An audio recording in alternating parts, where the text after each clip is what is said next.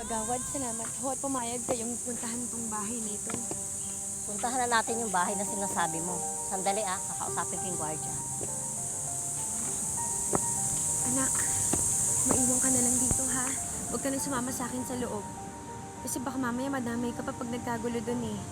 At mas madali ko makukuha ang ate mo kung ako lang mag-isa, ha? Sana nga po makuha niyo na po si Ate Blanca.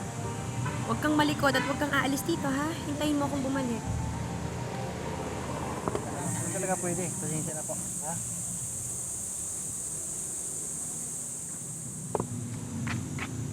Sorry, misis. Ayaw talagang pumayag ng mga gwardiya na makapasok tayo.